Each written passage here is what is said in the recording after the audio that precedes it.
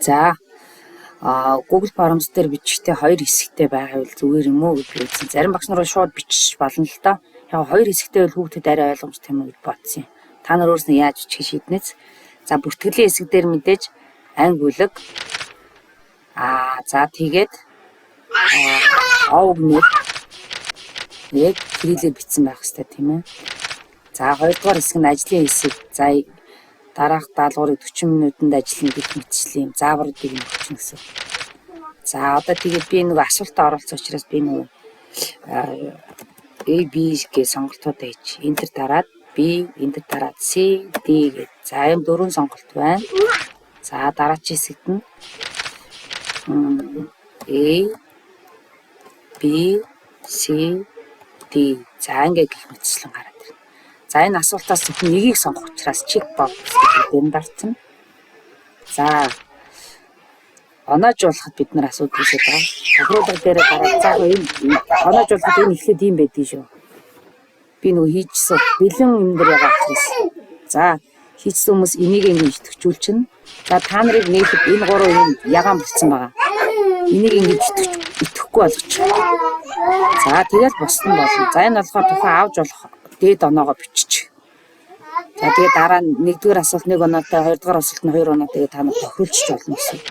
За хариулт гэдэг дээр хамгийн гол нь бидний асуудал үүсэж байгаа мэйл хаяг нэх гэж нэг асуудал үүсэж байгаа тийм ээ.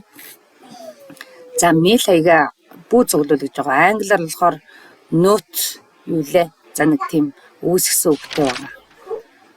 За ингээд үзүүлэх хэсэг гэх мэтлээ. Энэ дээр өөр тохиргоо явагдахгүй. За тэгээ хамгийн доороос нь 2 дахь сонголт дээр дарахад бас адилхан бүү цуглуул гэсэн байх ёстой шүү.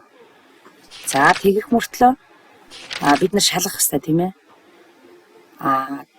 Энэ дээр бас нэг асуулт олсны дараа энэ нөгөө бүртгэлийн хэсэг маань оноотой болсон байдаг шүү.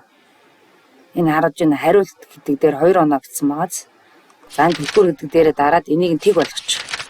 Хүүхдүүд оноо нь ихсээд нөгөө юу нь авах хувь маань багасаад явчихдаг учраас хариулт дээрээ дарлаа энийг тэг болгочих. За тэгээд дууссан гэдэг. Энийгээ бас дууссан гэлээ. За ингээд дарчихна гэсэн. За 2 дугаар одоо нэг тестийн маань гол хэсэг шүү дээ тийм ээ. За тест дээр болохоор нөгөө нэг асуулга ингээд болгоцсон шүү дээ тийм ээ. За түлхүүрээ хийж өгнө. Хариулт англиар бол answer sheet гэж байгаа. Insert үлээ. За 1-р асуулт маань 2 оноотой хийж болно. За тэгээд энэ чинь зөв түлхүүр нь хийчихсэн. B гэдэг. 2-р хэсэг маань яг уу гэхээр check box байгаа. За хариултын хэсэг дээр энийг би за энийг 2 бол 1 болгоч. За тэгээд дууссан гэдэг юм болчихно гэсэн. За энэ мэйл хаяг нэгж байгаа үгүйгээ хэдүүлээ шалгах нь хамгийн чухал. Гол нь аюул сайн шалгах хэрэгтэй. За ингээд линк болгох тэрэ дараа хамгийн гол нь богиносгосон байвал зүгээр шүү. Дараа нь ямар нэгэн асуудал ирнэ баг гарна. За хоол энэ нөгөө нийтлэх гэдэг дээр ингээд дарсан байх хэрэгтэй шүү хамгийн гол нь. За тэр нийтлсэн гэдгийг би яач вэ? За ингээд нийтлсэн гэдэг нь ингээд эхлээд шинэ хоосныг хэд бол нийтлэгдсэн гэж гарч ирэхгүй. Тэгэхээр миний болохоор дарцсан учраас за дараагийн хүмүүсийн нийтлэх гэдэг дээр заавал дарж иж линкээ хуваалж авна шүү. За ингээд богиносгосон линкээ хувааллаа. Facebook-ыг явуулаад чатаар яваад шалгая. За шалгахаар мэйлэг нэгч гэнэ үгүй. За хэрвээ мэйлэг нэхгүй болохоор шууд ингээд 6А-гийн уугна гэдэг үгэхэд. За тэгээ шууд бүртгэлээс гэлээ. Шууд 2 дугаар хэсэг шууд гараад.